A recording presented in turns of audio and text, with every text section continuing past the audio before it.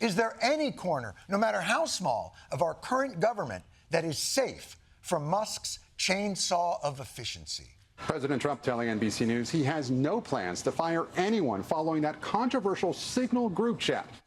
Yes! Veterans Affairs, Department of Education, USAID, you. Because all is right at the Department of Accidentally Texting War Stuff to Reporters.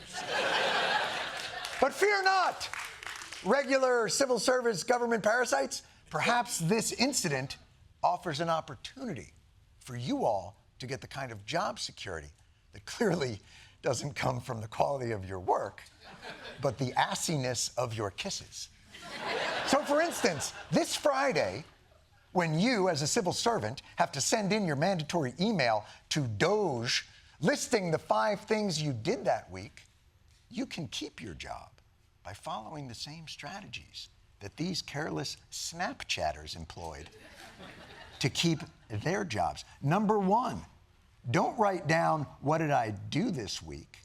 You know, I took my federal car and went to Hooters and cried there for 7 hours. No. You want to save your job, point the same finger of blame that they did for their indiscretions. It's important to remember why this powerful action took place in the first place.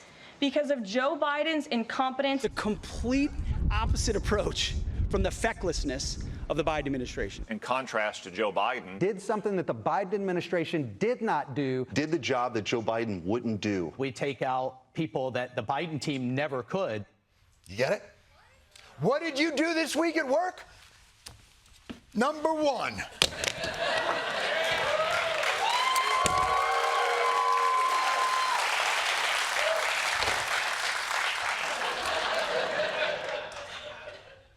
I repaired the damage done by f***ing Joe Biden.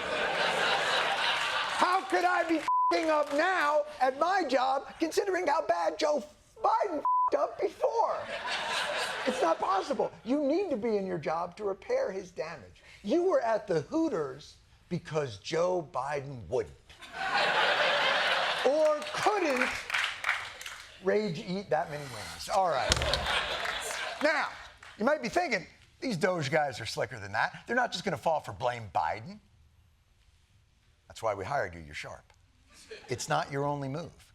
If you want to talk about classified information, talk about what was at Hillary Clinton's home that she was trying to bleach bit. Hillary Clinton's bit bleaching. Who amongst us hasn't tried to bleach our own bits? I think... Obviously, I'm referring to anuses. So, what are we talking about? Biden doesn't work? Throw a slash. All right. Number 1, that's where you fill in. Blame Biden gets you 80% home. Hillary drives you the rest of the way in the trunk of her car shouting Benghazi. All right. Now, I know that's a bit of a big swing for your number 1 thing, because here's the problem. Neither Joe Biden nor Hillary probably work in your office, which is why, for the number 2 thing you're going to write to the Doge folks, you're going to bring that finger-pointing technique a little closer to home. The Yemen text group chat understood rule number 1 of self-preservation. Me? No, it was that guy. Because remember, you don't have to be faster than the bear. You just have to be faster than your slowest coworker. So, CIA Director Ratcliffe, who are you faster than? I've understood from media reports the Secretary of Defense has said the information was not classified. Boom. By the way, nothing like the director of the CIA going, I read in the paper the Secretary of Defense was the guy to blame. I don't get reports, I just read the New York Times. I have no idea. He's blaming the Secretary of Defense. Secretary of Defense Pete Hegseth, what do you say? I'm wondering if you feel, as the leader of the Defense Department, you have any level of responsibility. Thank you for the question. I'm responsible for ensuring that our department is prepared and ready to deter and defeat our enemies. My biggest weakness? I'm glad you asked. I think it's that I rule too hard. I may be too awesome. Director of National Intelligence Tulsi Gabbard, maybe you should have known if this was classified or who was on the text chain.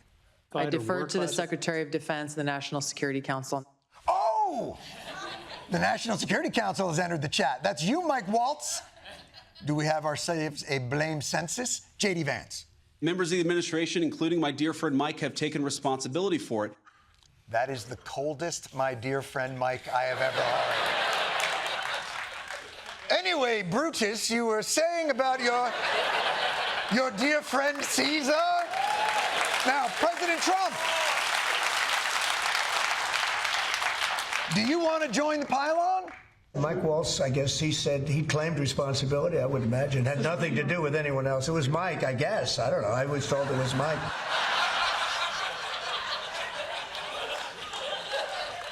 Why are you asking me? I'm just an innocent passerby.